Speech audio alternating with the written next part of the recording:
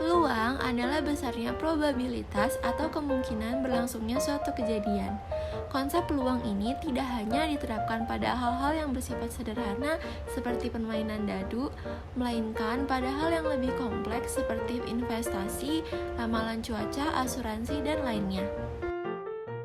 Konsep dasar peluang, yang pertama ada ruang sampel, yaitu himpunan semua kemungkinan hasil yang diperoleh dari suatu percobaan. Ruang sampel dinyatakan dengan huruf S. Sebagai contoh, ruang sampel pada dadu yaitu angka 1, 2, 3, 4, dan 6. Kemudian titik sampel. Titik sampel yaitu bagian dari ruang sampel. Titik sampel contohnya pada saat kita melemparkan sebuah dadu, salah satu kemungkinan angka yang akan keluar adalah 4. Peluang uang logam. Ani dan Hana melempar uang logam.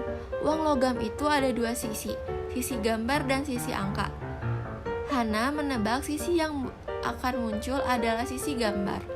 Kira-kira berapa peluang munculnya sisi gambar pada uang logam tersebut? Uang logam memiliki dua sisi gambar dan sisi angka. Berarti total semua kejadian atau NS adalah 2. Lalu Hana mengharapkan kejadian yang muncul adalah sisi gambar, di mana sisi gambar pada uang logam cuma ada satu sisi. Berarti NA sama dengan 1. Kemudian PA sama dengan NA per NS. PA sama dengan 1/2 sama dengan 50%. Maka kemungkinan peluang munculnya sisi gambar pada uang logam tersebut adalah 50%. Kemudian peluang dadu.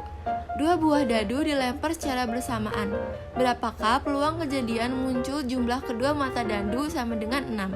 Kejadian jumlah kedua mata dadu sama dengan 6 adalah 15, 24, 33, 42, dan 51. Maka NA sama dengan 5. NS sama dengan 6 kali 6 sama dengan 36.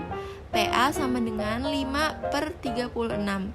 Jadi peluang munculnya jumlah kedua dadu sama dengan 6 adalah 5/36. Peluang klasik yaitu peluang awal yang dipelajari oleh matematikawan pada abad ke-17 dan 18. Semua kejadian yang akan berlaku ditentukan melalui ruang sampel. Semua kejadiannya diasumsikan mempunyai peluang yang sama untuk terjadi. Rumusnya adalah PA sama dengan NA per NS. Contohnya, pada sebuah sel kartu bridge akan diambil kartu merah bernomor 10. Tentukanlah peluang terambilnya kartu merah bernomor 10. Pembahasannya, satu set kartu bridge isinya ada 52 kartu. Artinya, banyaknya ruang sampel pada percobaan tersebut NS sama dengan 2.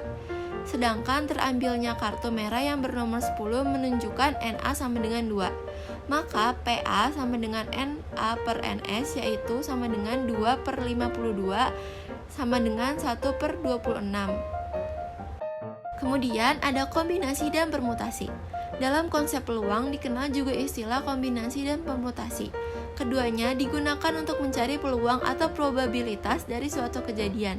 Perbedaan yang mencolok dari keduanya yaitu kombinasi atau C, cara menyusun objek tanpa memperhatikan urutan. Permutasi atau P, cara menyusun objek dengan memperhatikan urutan. Suatu kelompok memiliki 3 orang, yaitu A, B, dan C. Seorang guru harus memilih 2 orang anggota untuk mengikuti lomba vokal. Tentukan ada berapa kombinasi yang digunakan untuk mengambil 2 orang dari 3 anggota yang tersedia. Kombinasi tidak memperhatikan nilai acak, karena pada kombinasi tidak memperhatikan urutan. Jadi cara yang bisa diambil dari kejadian di atas adalah AB, AC, dan BC. Dengan begitu, ada 3 kombinasi cara untuk mengambil 2 orang dari 3 anggota untuk menjadi peserta lomba vokal. Rumus kombinasi NCR sama dengan N faktorial per R faktorial dikali N dikurang R faktorial. Berikutnya permutasi. Di dalam kotak terdapat 3 bola yang masing-masing berwarna merah, kuning, dan hijau. Andi diminta untuk mengambil 2 bola secara acak dan urutan pengambilannya harus diperhatikan. Tentukan ada berapa permutasi yang digunakan untuk mengambil 2 buah bola dari dalam kotak tersebut. Karena pada permutasi harus memperhatikan urutan, maka cara yang bisa diambil dari kejadian di atas adalah MK KM, KH, HK, MH, dan HM.